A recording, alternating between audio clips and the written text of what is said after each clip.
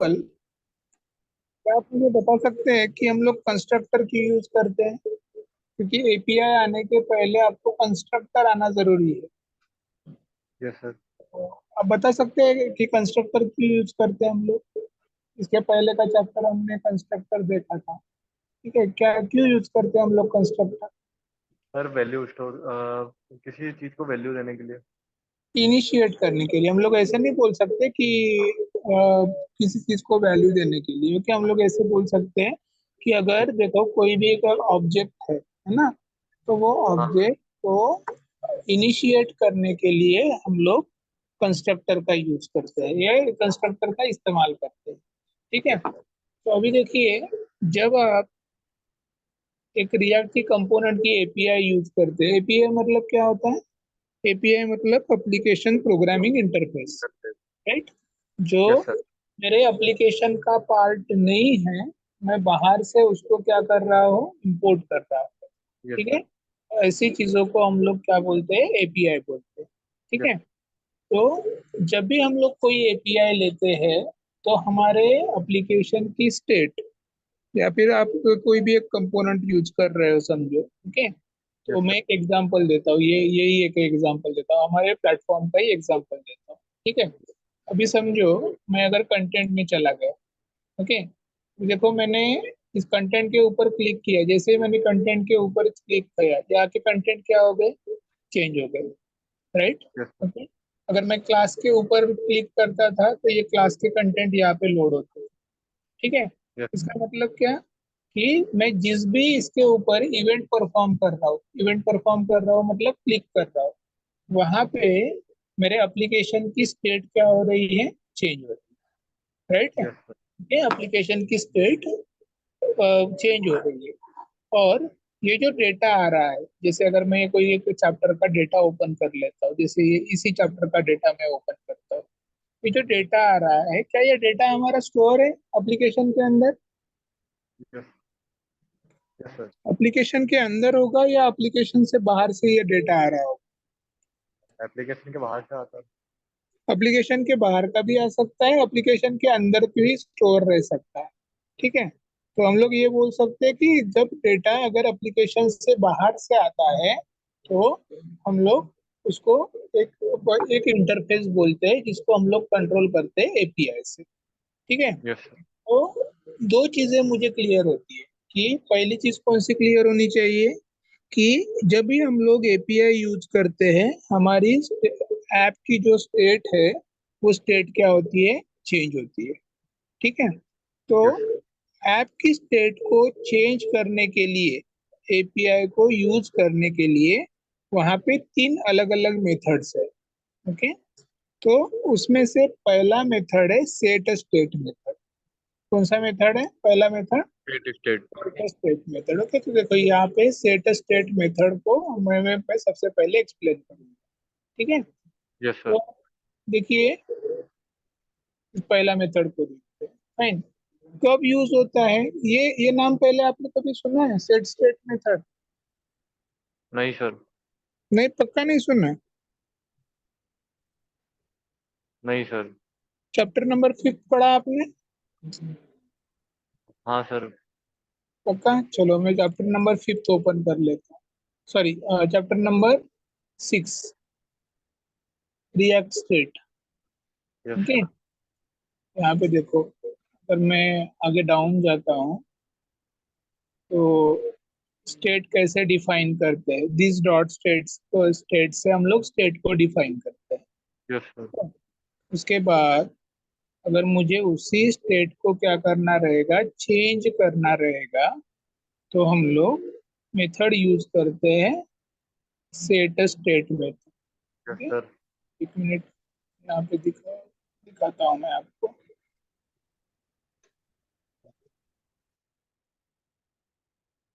Sir नीचे। क्या, sorry, we can change the component state by using set state method। Okay, मतलब हम लोग सेट स्टेट मेथड किसके लिए यूज करते हैं, जब भी कंपोनेंट। कंपोनेंट की स्टेट को आपको क्या करना है, चेंज करना है, ऐसे समय में हम लोग सेट स्टेट मेथड का क्या करते हैं, यूज करते हैं। ठीक है, ये क्लियर है। सेट स्टेट यस मेथड को यूज करते हैं कंपोनेंट की स्टेट को चेंज करने के लिए, हम लोग सेट स्टेट मेथड का यूज करते हैं। ठीक है, और वो कैसे यूज करते हैं, and passing a new state object as an argument. मतलब जो हमने ये बोला कि जब भी मुझे स्टेट को यूज करना रहता है तो मुझे कंस्ट्रक्टर की जरूरत पड़ती है, और उस कंस्ट्रक्टर को मुझे क्या करना पड़ेगा, एक ऑब्जेक्ट की तरह इनिशियलाइज करना पड़ेगा। मैं देखो ये एप्लीकेशन जो हमने की थी लास्ट टाइम, उसके अंदर दिखा था।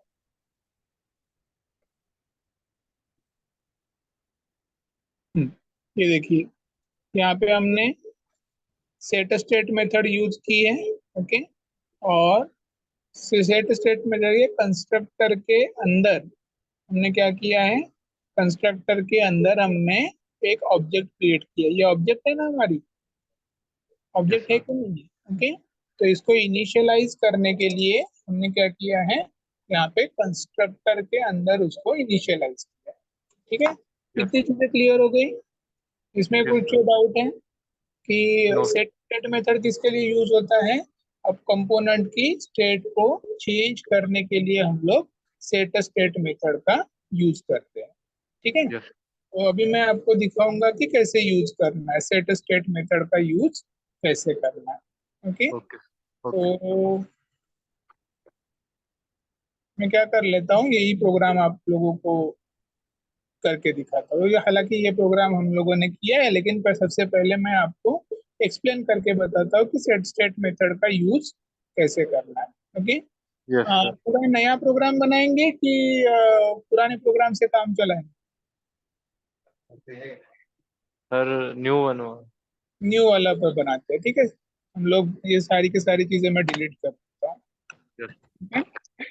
और डिलीट करके मुझे कंस्ट्रक्टर यूज करना है। कौन सा कंपोनेंट बनाऊंगा, कितने टाइप के कंपोनेंट होते हैं, क्लास बेस बनाएंगे। क्लास बेस्ड कंपोनेंट बनाएंगे। क्लास बेस्ड कंपोनेंट के लिए क्या करेंगे, आरसीसी। आरसीसी। आरसीसी से हमारी क्लास बेस, सॉरी, आरसीसी से हमारी क्लास बेस्ड कंपोनेंट बन जाएगी। ठीक है, ये बन गई। ओके, मुझे इसमें थोड़ा सा बता सकते हैं आप कि ये क्लास बेस्ड कंपोनेंट में हर एक वर्ड का मीनिंग क्या है। सर ये जो एक्सपोर्ट है वो जैसे कि हम किसी चीज को इंपोर्ट करते हैं तो उसको एक्सपोर्ट करना पड़ता। तो हमने हम्म। यहाँ ऐप को एक्सपोर्ट किया है। ओके। और डिफॉल्ट में तो वही रहता है कि सिंपली जो वैल्यू रहती है वही डिफॉल्ट हम्म। है। हम्म। और क्लास ऐप है हमारी। क्लास ऐप है, क्लास यू क्यों यूज करते हैं, यस सर। क्लास क्यों यूज करते हैं हम लोग। क्लास सर एक कीवर्ड है वो। ओके, इसके लिए जब भी हम लोग जैसे फंक्शन के लिए, फंक्शन जावास्क्रिप्ट के अंदर फंक्शन लिखने के लिए हम लोग क्या करते हैं, फंक्शन कीवर्ड यूज करते हैं ना। ठीक है, यस ऐसे ही अगर मुझे बहुत सारे टाइप के फंक्शन को एक जगह पे जमा करना होगा, तो हम लोग एक क्लास क्रिएट करते हैं। तो वो क्लास क्रिएट करने के लिए कीवर्ड कौन सी है, क्लास। ओके, तो हमारे क्लास का नाम यहाँ पे दे दिया गया है ऐप। सर। राइट, वो डिफॉल्ट नाम है, मतलब ऐप नाम का कंपोनेंट हमने यहाँ पे क्रिएट कर दिया। एक्सटेंड्स मतलब क्या, एक्सटेंड सर इसका नहीं पता। हाँ, देखिए, जैसे मैंने बोला कि ये क्लास के अंदर बहुत सारे क्या रहेंगे, फंक्शंस रहेंगे। एक नहीं, दो तीन चार पांच, बहुत सारे फंक्शन रह सकते हैं। ओके, और ऐप हमारी क्या है, पेरेंट। पेरेंट एक हम लोग उसको बोल सकते हैं कि पेरेंट कंपोनेंट है। राइट। ओके, यस उसके बाकी के सारे कंपोनेंट भी चाइल्ड कंपोनेंट रह सकते हैं। जैसे मैं ये एप्लीकेशन के अंदर दिखाता हूँ आपको, ये देखो, अगर ये साइड बार अगर मेरा पेरेंट कंपोनेंट है, तो ये उसके चाइल्ड हो सकते हैं। My teaching, class, content, assessment, ये सारे कंपोनेंट उसके क्या होंगे, चाइल्ड होंगे। ओके, तो अगर मुझे पेरेंट से कोई भी डेटा चाइल्ड को क्या करना है, पास करना है। ऐसे ऐसे चीजों को हम लोग बोलते हैं इनहेरिटेंस। क्या बोलते हैं? इनहेरिट। इनहेरिटेंस। पेरेंट्स से कहाँ पे राइट। पास करने के लिए, चाइल्ड को पास करने के लिए। ओके। तो उसके लिए ये कीवर्ड लगेगा हम लोगों को एक्सटेंड्स। टेन। ठीक है। उसको यस। इनहेरिटेंस परफॉर्म करने के लिए वहां पे कीवर्ड लिखते हैं हम लोग एक्सटेंड्स। ठीक है। यस। हाँ। रेंडर क्या करता है? रेंडर सर एक मेथड है कॉल करने की। लिखना जरूरी है? Yes sir. फंक्शन कहाँ को पे कॉल लिखेंगे? करता है सर। कहाँ पे लिखेंगे render method?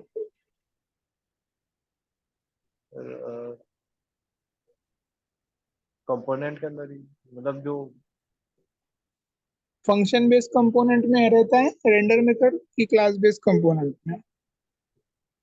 Render sir class base में। फंक्शन बेस्ड में नहीं रहता? सर पता नहीं। नहीं रहता। फंक्शन बेस्ड कंपोनेंट में रेंडर नहीं नाम का रहता। मेथड नहीं है। ओके। क्लास बेस्ड कंपोनेंट में हम लोग रेंडर मेथड यूज करते हैं। क्या करता है वो यस जो सर। कि HTML की कोड है।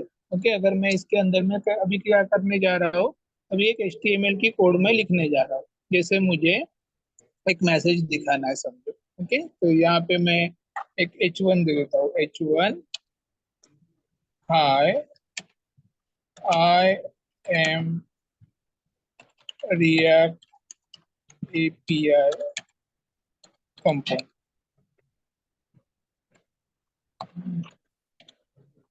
ठीक है। तो यस सर। अगर इसको अगर मैं रन करता हूँ, इसको टर्मिनल को ओपन करके रन कर देता हूँ। ठीक है। क्या करेंगे रन करने के लिए, बताइए? Sir npm start. npm start करेंगे, राइट? तो npm स्टार्ट होके ये रन हो जाएगा। ठीक है। Yes sir. तो मैं सबसे पहले क्या कर लेता हूँ, इसको स्टार्ट कर लेता हूँ। अभी ये हमारे ब्राउजर के ऊपर ये दिखेगा, दिखेगा ये स्टेटमेंट यस। ब्राउजर के ऊपर, यस। राइट? तो ये क्या करता है रेंडर मेथड, जो भी HTML कोड हम लोग ब्राउजर के ऊपर दिखाना चाहते हैं, उसको वो ब्राउजर के ऊपर रेंडर करता है। ओके। इसलिए हम लोग रेंडर मेथड क्या करते हैं, यूज करते हैं। ठीक है। ओके। अभी मैं क्या करूंगा, मैं सिंपली इस चीज को बनाऊंगा। देखो ये H1 दिया है, एक बटन दिया है। ओके। तो मैं भी एक बटन दे देता हूँ। ओके। बटन का नाम रखता हूँ मैं क्लिक मी। बटन क्लिक मी। ओके। Yes sir. देखो बटन आ गया, एक H1 आ गया और एक यस। बटन आ गया। ओके। अभी हमारा काम क्या है, हमको ये जो मैसेज लिख रहे हैं, ये मैसेज क्या होना चाहिए, चेंज होना चाहिए, अपडेट होना चाहिए। कहाँ से? ये क्लिक करने के बाद चेंज होना चाहिए। मेरी इच्छा ये है कि क्लिक करने के बाद ये मैसेज चेंज होना चाहिए। मतलब मुझे दिखाना है कि रिएक्ट की ऐप क्या हो रही है, ऐप की जो भी स्टेट है वो स्टेट चेंज हो रही है, ऐसे मुझे दिखाना है। ठीक है। तो मैं क्या करूंगा, मैं इसको क्लिक मी के ऊपर क्लिक करके इसको ये जो मैसेज को चेंज करना चाहता हूँ। अभी ये हमने क्या किया, ये हमने हार्ड कोडेड मैसेज लिखा है ना, अपने मन से लिखा है। ये डायनामिकली क्या यस होना सर। चाहिए, चेंज होना चाहिए। ओके। तो बटन के ऊपर क्या करेंगे मुझे बताइए? On click. ऑन क्लिक लिखेंगे, एक इवेंट देंगे, right? Sorry. Yes sir.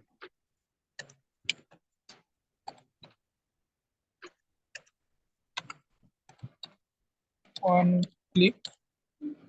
Okay. On click लिख के इवेंट का नाम लिख लेता हूँ। क्या लिखूं?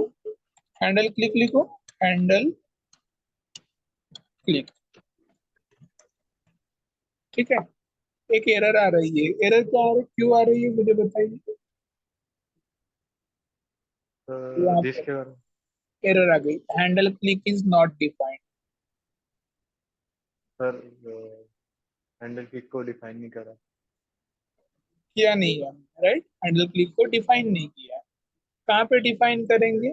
देखो, डिफाइन करने के लिए आपको एक मेथड की जरूरत होगी। ओके, तो वो मेथड हम लोग उसके बाहर कहीं पे भी लिख सकते हैं। ठीक है, तो मैं क्या करूंगा, मैं एक हैंडल मेथड को लिख लेता हूँ। ठीक है, यहाँ पे मेथड को लिख लेता हूँ। स्टेप बाय स्टेप डेवलपमेंट करेंगे।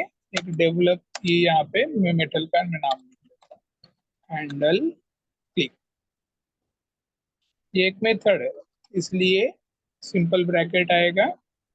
और मैं इसके अंदर क्या करना चाहता हूँ, सबसे पहले टेस्ट करेंगे कि सही में हमारी मेथड करेक्ट है या नहीं। ओके, तो मैं यहाँ पे कंसोल दे देता हूँ, कंसोल डॉट लॉग। कंसोल किसके लिए लिखते पता है? ये सर वैल्यू कंसोल में देखेंगे। कंफर्म करने के लिए, right. Okay, button has click. Okay, मैंने मैसेज लिख दिया उसको। एक एरर फिर भी आ रही है, क्यों आ रही है? वो एरर अभी तक गया नहीं, हमने डिक्लेयर भी कर दिया, डिफाइन भी कर दिया, तो भी नहीं गया। क्यों नहीं गया? सर दिख नहीं लगाया हैंडल क्लिक क्या कहाँ है। पर? बटन वाले पे ऑन क्लिक के अंदर दिस डॉट हैंडल क्लिक आएगा। वहां पे दिस लिखना क्यों जरूरी है? सर जिससे हमें पता चलता है कि वो यहाँ पे है, जो ऑब्जेक्ट है वो यहाँ पे डिफाइन किया हुआ है। हाँ, यहाँ पे क्योंकि ये देखो, ये क्लास तो एक है लेकिन मेथड तो अलग अलग है ना। ठीक है, यस सर। तो एक मेथड के अंदर दूसरे को रेफर जब करना रहता है तो हम लोग क्या करते हैं, दिस से रेफर करते हैं। ठीक है, दिस डॉट हैंडल क्लिक। अभी वो कंपाइल हो गया, और आप अभी देख भी पाएंगे कि इंस्पेक्ट करने के बाद आप यहाँ पे देख पाएंगे, अगर मैं कंसोल ओपन कर देता हूँ तो कंसोल में आप देख पाएंगे कि मैं क्लिक कर रहा हूँ तो मैसेज आ रहा है यहाँ, बटन हैज क्लिक। ठीक है, इसका मतलब हमने फंक्शन क्या कर दिया, बराबर प्रिपेयर कर। ओके, अभी नेक्स्ट क्या है हमारा, ये जो मैसेज है, अभी हमारा नेक्स्ट टारगेट क्या है, ये मैसेज हमने अभी अपने आप, मतलब एक अपने से लिखा है, हम लोग इसको डायनामिक करना चाहते हैं। ओके, तो डायनामिक करने के लिए हम लोग क्या करेंगे, एक यहाँ पे एक इवेंट बाइंड कर देता हूँ, डेटा को बाइंड कर। ठीक है, और इस मैसेज को नाम दे देता हूँ मैं। क्या नाम दूँ? डेटा लिख दूँ, डेटा। Yes sir. ठीक है, एरर आ गया। एरर क्यों आया है? Data is not defined. कैसे डिफाइन करना पड़ेगा डेटा को? करता हूँ। नहीं कैसे डिफाइन पता करना सर। पड़ेगा? देखिए, अगर आपकी फंक्शन बेस्ड कंपोनेंट रहती है, कौन सी कंपोनेंट रहती है, फंक्शन बेस्ड कंपोनेंट रहती है, तो आप डायरेक्टली डायरेक्टली क्या कर सकते हैं, डिफाइन कर सकते हैं, कॉन्स्ट डेटा। ऐसे ऐसे आप फंक्शन बेस्ड कंपोनेंट में डायरेक्टली डिफाइन कर सकते हैं। जैसे ऐसा ही लिख सकता हूँ ना मैं, अगर यही अगर फंक्शन बेस्ड कंपोनेंट रहती थी, कॉन्स्ट डेटा, ऐसा मैं लिख सकता था। ठीक है, यस। जैसे मैं यहाँ पे लिख के दिखा रहा हूँ, कॉन्स्ट डेटा, एक मैसेज दे देता हूँ, आई आई एम रिएक्ट एपीआई। ठीक है, ये मैसेज लिख दिया, पर वो एरर अभी तक जा नहीं रहा है, एक के बदले और दो एरर आ गए। अभी क्या बोल रहा है वो, कि डेटा को डिक्लेयर तो नहीं किया है, उसके साथ साथ एक पार्सिंग एरर भी आ गया। क्यों आया ये पार्सिंग एरर? क्योंकि उसको समझ में नहीं आ रहा है कि डेटा को डिस्प्ले कैसे करना है। ओके, उसको समझ में नहीं आ रहा है। तो फंक्शन बेस्ड कंपोनेंट में हम क्या करते हैं, इस तरीके से हम लोग वहां पे दिखाते हैं फंक्शन बेस्ड कंपोनेंट। लेकिन ये हमारी कंपोनेंट है क्लास बेस्ड कंपोनेंट। तो क्लास बेस्ड कंपोनेंट में जब भी मुझे कोई भी एक वेरिएबल क्या करना रहता है, इनिशिएट करना रहता है, तो हम लोग कंस्ट्रक्टर का यूज करते हैं। ओके, किसका यूज करते हैं हम लोग? सकते हैं। कंस्ट्रक्टर। कंस्ट्रक्टर क्या करता है? कंस्ट्रक्टर सारे ऑब्जेक्ट को इनिशियलाइज करने का काम करता है। मतलब ऑब्जेक्ट नहीं, ऑब्जेक्ट के साथ साथ मेथड, ओके, किसी भी चीज को वो इनिशियलाइज करने का, इनिशियलाइज मतलब स्टार्ट करने का काम कौन करेगा? कंस्ट्रक्टर करेगा। ठीक है, तो मैं यहाँ पे कंस्ट्रक्टर लिख लेता हूँ, कंस्ट्रक्टर। ओके, और कंस्ट्रक्टर में मैं ये मेथड पुटअप कर दूँ। क्या ये मैं यहाँ के इसके अंदर करूंगा तो चलेगा? ही ये चलेगा कि नहीं सर चलेगा? चलेगा सर। यस।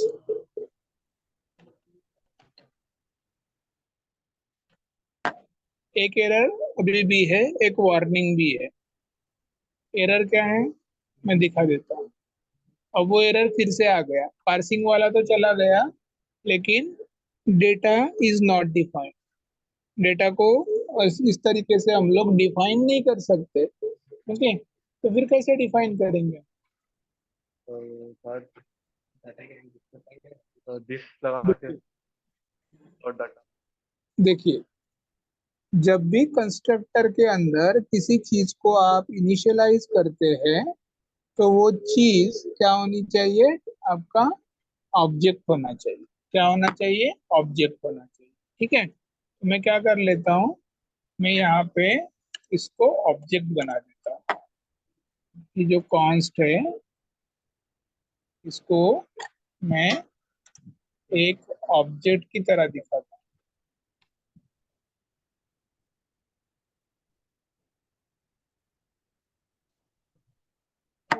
पहले मैं आप लोगों को दिखा देता हूँ कि कैसे दिखाई देता है। ओके, इस ऑब्जेक्ट की तरह मुझे दिखाना। फाइन, यहाँ पे मैसेज लिया है, हम लोगों क्या करेंगे, यहाँ पे डेटा लिखेंगे। ओके, तो मैं इस ऑब्जेक्ट को इनिशियलाइज कर, ये ऑब्जेक्ट हो गई हमारी। इस ऑब्जेक्ट को मुझे यहाँ पे क्रिएट करना पड़ेगा,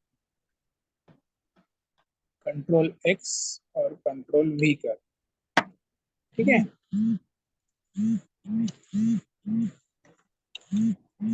एक एरर अभी भी है। कौन सा एरर है?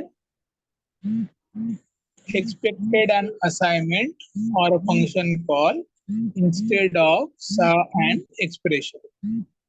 फंक्शन कॉल एक्सपेक्टेड है, लेकिन वहां पे एक्सप्रेशन दिखाई दे रहा है। और दूसरी चीज, data is not defined. Data क्यों नहीं डिफाइंड?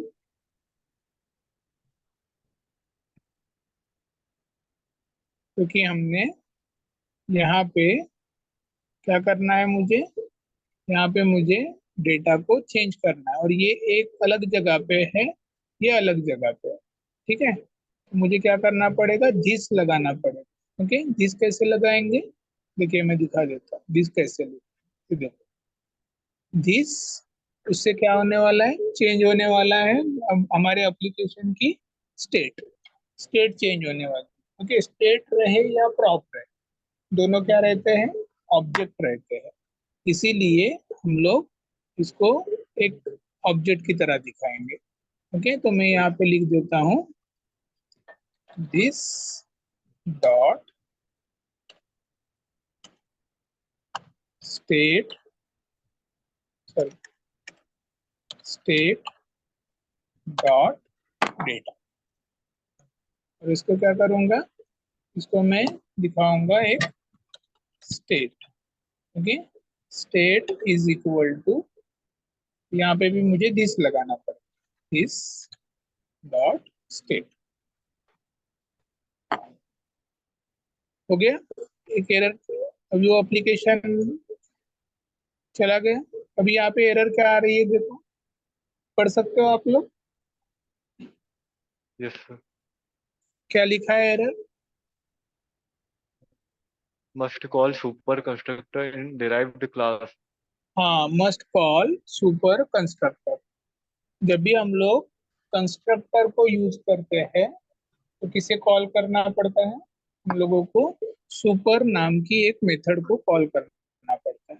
ओके, किसको कॉल करना पड़ता है? Yes sir. सुपर नाम की मेथड। तो मैं क्या करूंगा, इसके अंदर कंस्ट्रक्टर के अंदर सुपर नाम का मेथड कॉल कर लेता हूं। ठीक है, देखो कंपाइल हो गया सक्सेसफुली। यहाँ पे आ रहा है वो message, I am react API.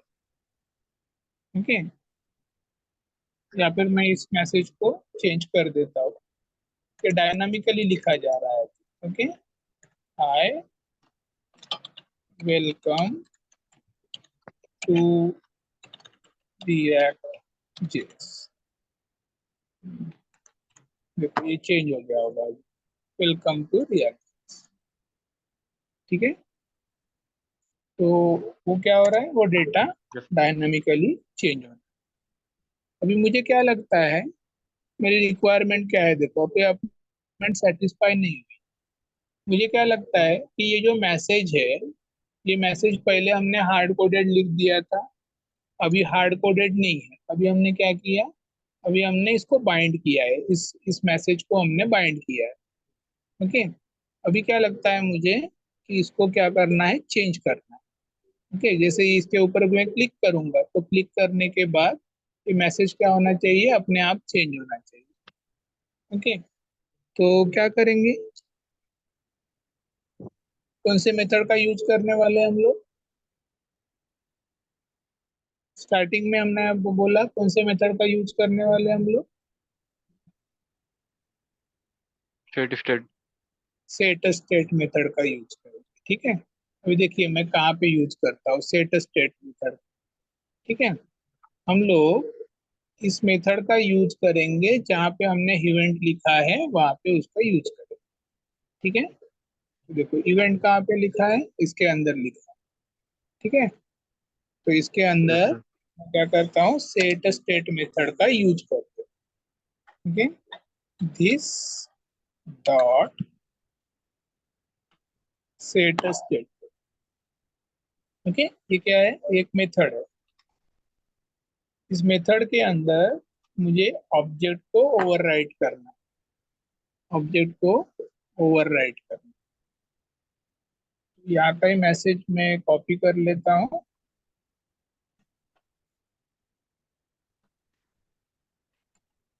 Okay, और मैं इसकी जगह पे welcome to React component API ऐसे लिख।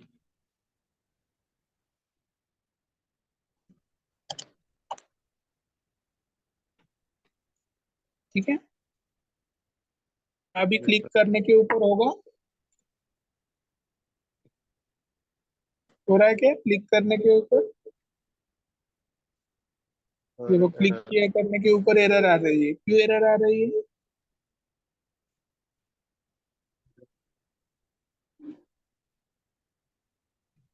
क्योंकि सेट हमने डिफाइन सेट नहीं किया। स्टेट को डिफाइन नहीं किया है। कहाँ पे डिफाइन करना पड़ेगा सेट स्टेट को?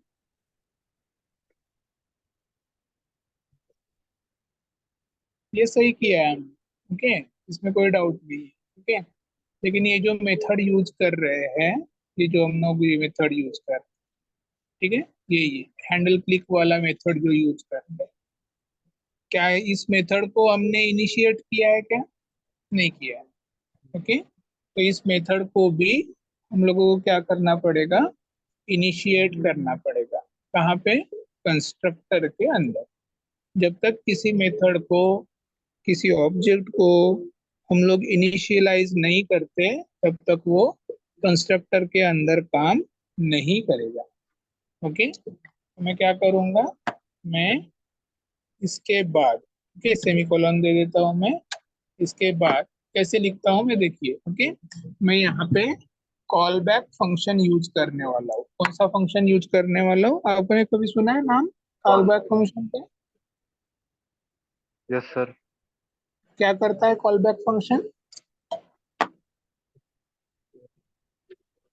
खुद को ही वो कॉल कॉल, करता हूँ।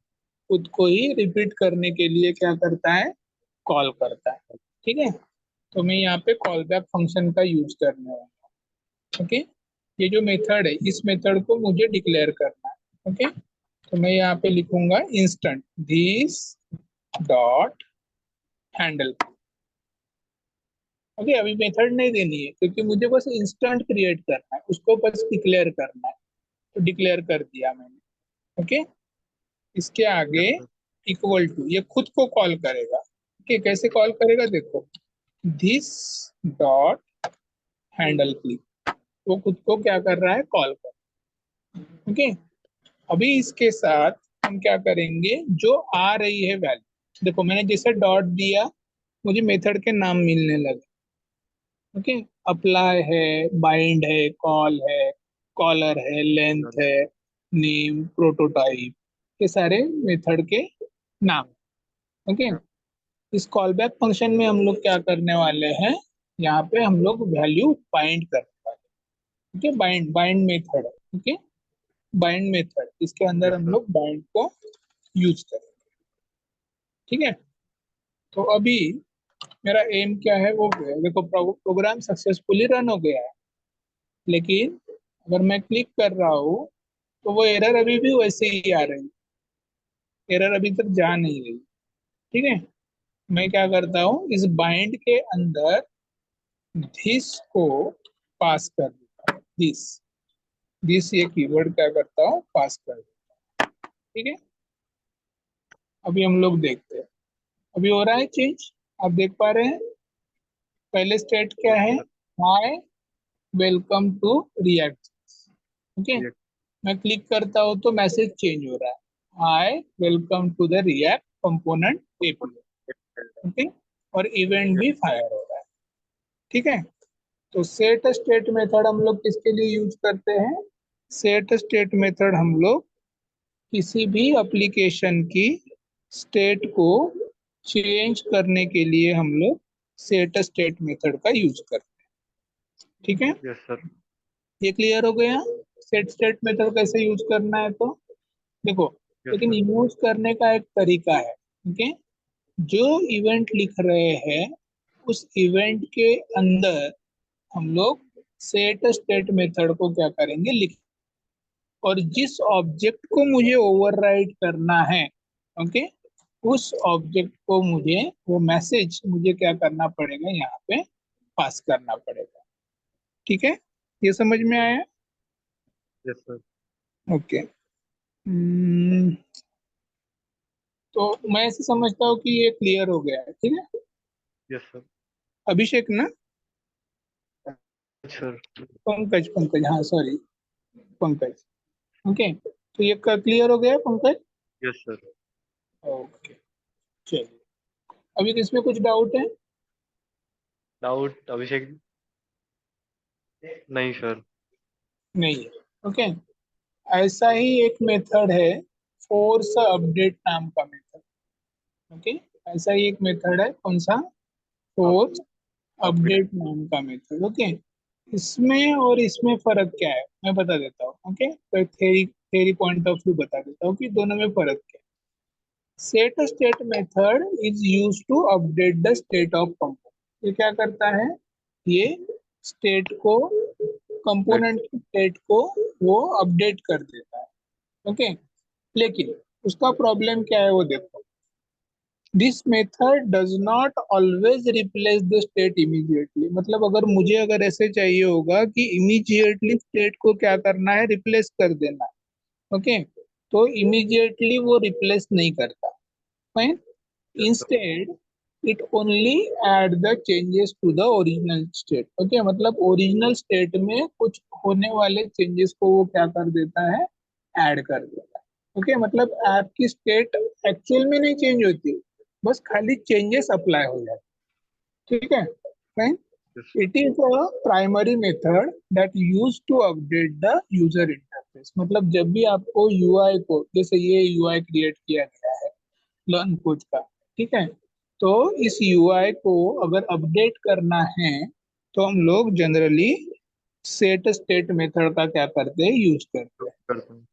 ठीक है, Yes, लेकिन किसी भी ऐप के स्टेट में चेंज होने के लिए आपको कोई ना कोई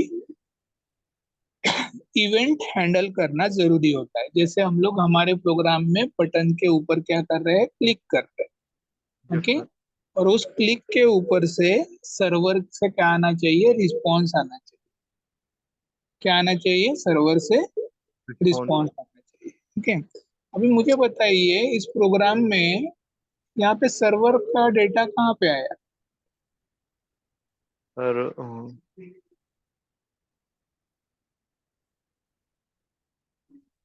सर्वर का डाटा कंस्ट्रक्टर में। हाँ, कंस्ट्रक्टर, करेक्ट। देखो यहाँ पे जो हमने ये जो डेटा, ये तो हमने अभी अपने मन से लिया है, लेकिन यस बहुत बार डेटा हमारा कहाँ से आता है, सर्वर सर, से आता है। और उसको ऑब्जेक्ट्स में ही क्यों लिया है, इसका पीछे रीजन है। जब डेटा सर्वर से आता है तो वो ऑब्जेक्ट के फॉर्म में आता है, ओके। इसीलिए हमने वहां पे क्या किया, एक ऑब्जेक्ट के फॉर्म में डेटा लिया। ठीक है, क्लियर है, यस ओके। यस तो ये क्लियर हो गया, फाइन। अभी फोर्स अपडेट को, इसी तरह का मेथड है फोर्स अपडेट मेथड। उसमें क्या होता है कि ये अलाउ करता है कंपोनेंट की स्टेट को मैन्युअली चेंज करने के लिए। मैन्युअली मतलब कैसा, कि किसी चीज को बिना इवेंट को फायर किए हुए अगर मुझे फोर्सफुली क्या करना होगा, चेंज करना होगा, अपडेट करना होगा, तो हम लोग फोर्स अपडेट मेथड को यूज कर सकते हैं। ठीक है, अभी the component in React life cycle only re-render if the prop is pass. Okay, मतलब ये क्या करता है, इसका प्रॉब्लम क्या है मैं बता देता हूँ, ओके। सबसे पहले मैं ये कंपोनेंट को क्या करता है, कैसे करता है, ये सारी चीजों को मैं एक्सप्लेन कर देता हूँ। ठीक है, तो हम लोग क्या करेंगे, फोर्स अपडेट नाम का एक मेथड लिखा गया है, ओके। फोर्स अपडेट स्टेट,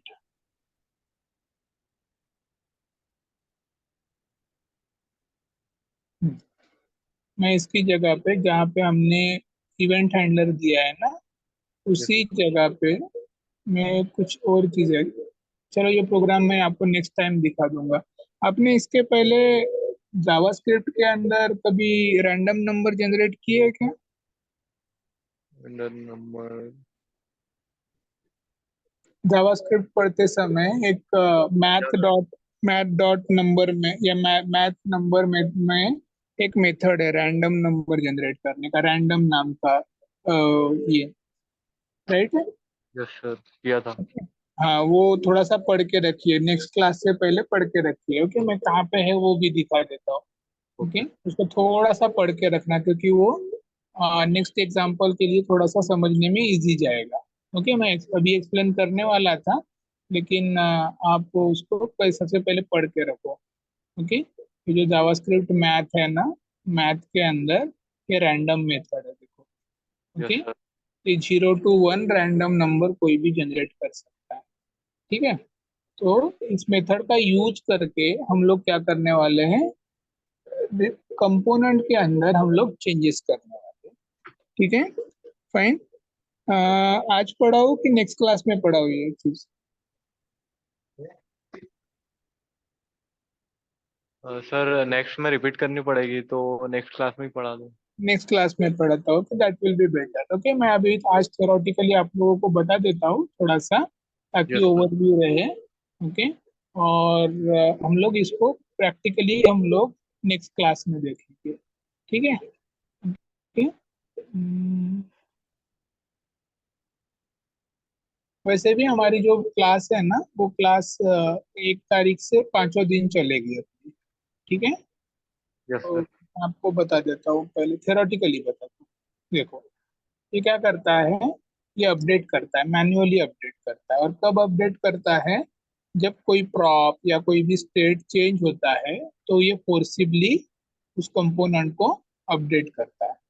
ठीक है, यस अभी यहाँ पे this method override the should component update method.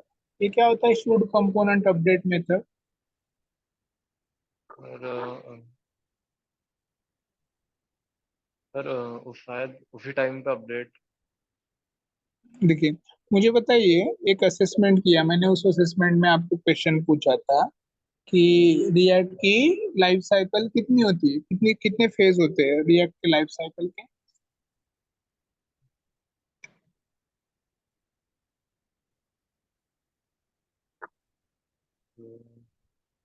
याद आ रहा है, मैंने ये दिखाया था आप लोगों को। देखो मैं आपको ये फिर से दोबारा दिखा देता हूँ, रिएक्ट लाइफ साइकिल, ये इसे दिखा देते हैं। देखो ये तीन मेथड, तीन थे, कौन कौन से? Yes sir. माउंटिंग, अपडेटिंग और अनमाउंटिंग। और अनबाउंड। तो मुझे अभी क्या करना है, फोर्सफुली अपडेट करना है। क्या करना है, फोर्सफुली अपडेट अपडेट। करना है। तो अपडेट करने के लिए अपडेट की कुछ मेथड्स है।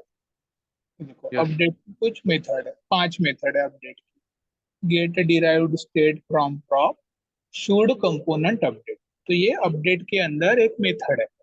ठीक है, शुड कंपोनेंट अपडेट मेथड, ये मेथड के अंदर वो अपडेट करने के लिए एक मेथड है।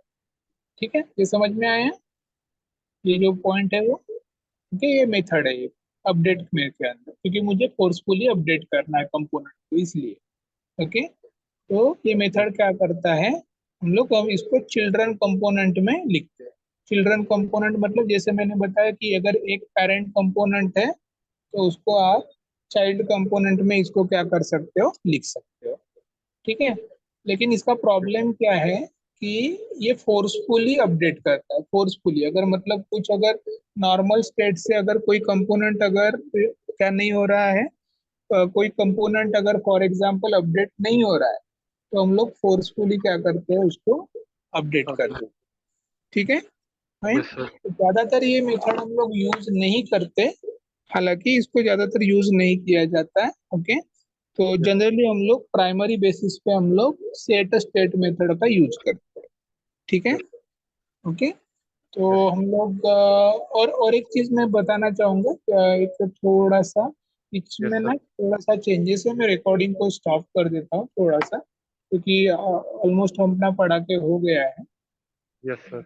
जस्ट अ मिनट है। ओके, एक चेंजेस तो मुझे दो दो तीन बना